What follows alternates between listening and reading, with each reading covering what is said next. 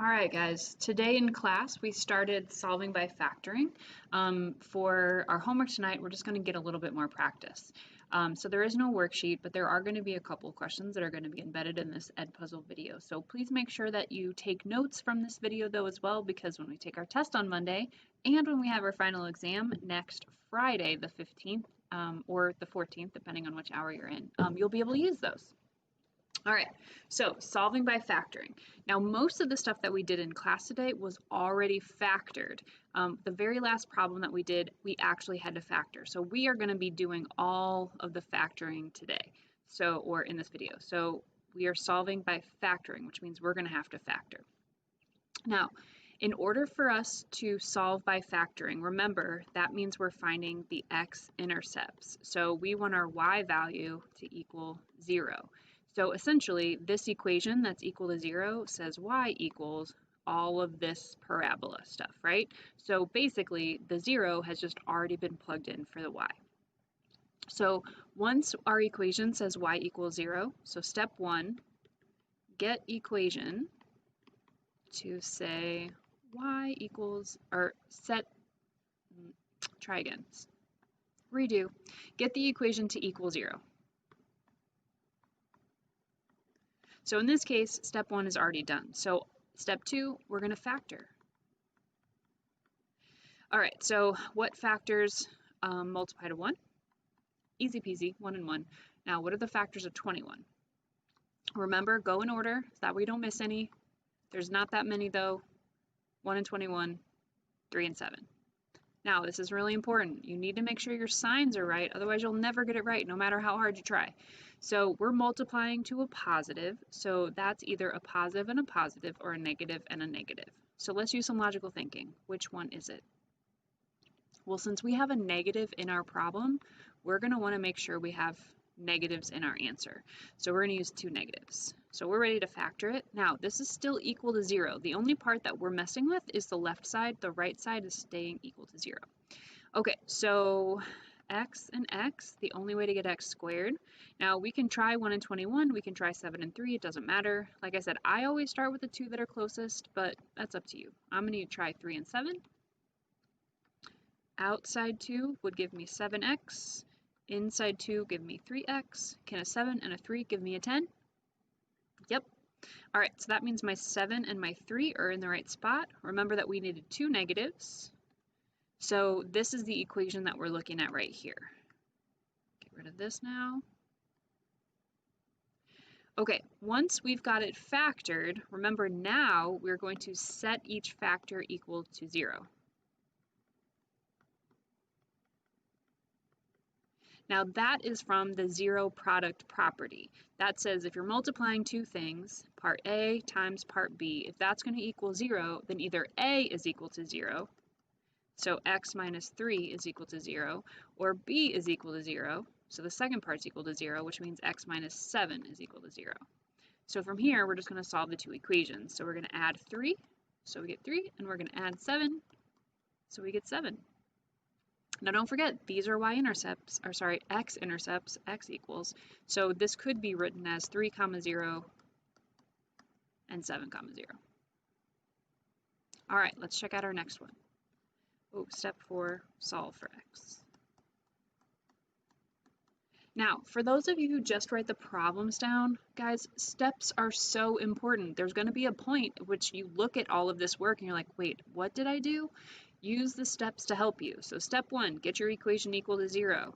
Step 2, factor it. That's what this bit was, right? Step 3, set each factor equal to 0. That's what this bit was. Step 4, solve for x. That's what this was. So use those steps to help you. All right. Step 1, get your equation equal to 0. Now, this equation does not equal 0, so we need to get it equal to 0.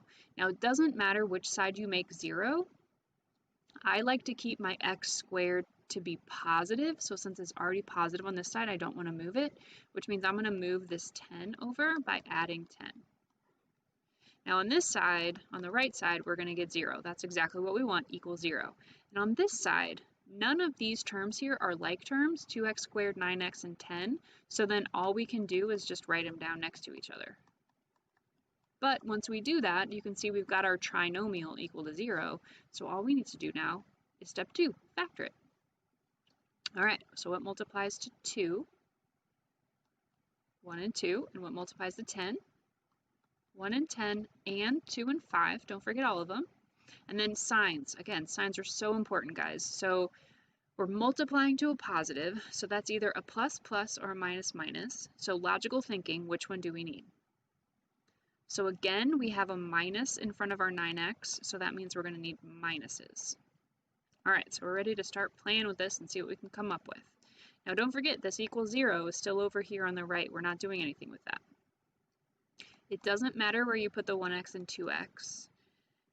We're just going to play with this until we can get something that works. So I'm going to start with the 2 and the 5 and see if that works. All right, so 1 times 5, so that'll be 5x. And 2 times 2, and that's 4x. And sometimes you get lucky, you get it right on the first try. 5 and a 4 give me a 9. Okay, so 5 and 2. Now don't put the 4 in that spot. Make sure you put the 2 in that spot. And then we wanted both negatives, right?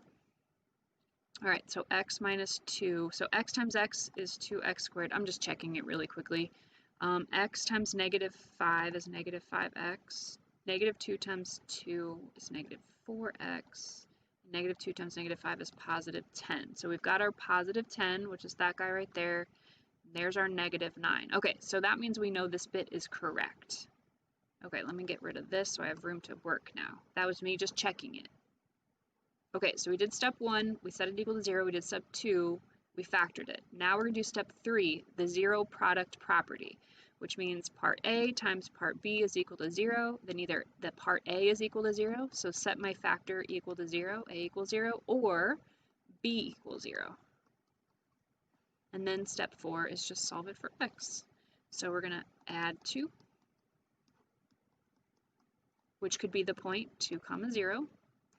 And then on this one, we got a little bit more to do. We have to add 5 and then divide by 2. So 2.5, you can leave it as 5 over 2. That's also okay. So we've got 2 comma 0 and 2.5 comma 0. It's probably a pretty skinny parabola there. Those two x-intercepts are pretty close to each other, it looks like. All right. Good news, guys. This is the last one from the video. Okay, so I'd actually suggest pausing it for a second and see what you can do. See what you can figure out. Okay, so step 1, let me go back up here so we can see it. Get it equal to 0. So currently it equals 5, so the first thing we're going to do is get it equal to 0. And I'm going to do that by subtracting 5 from both sides. Did you do that part right? Awesome. Okay, step 2, factor it. Okay, so what multiplies to 1 and what multiplies to 5?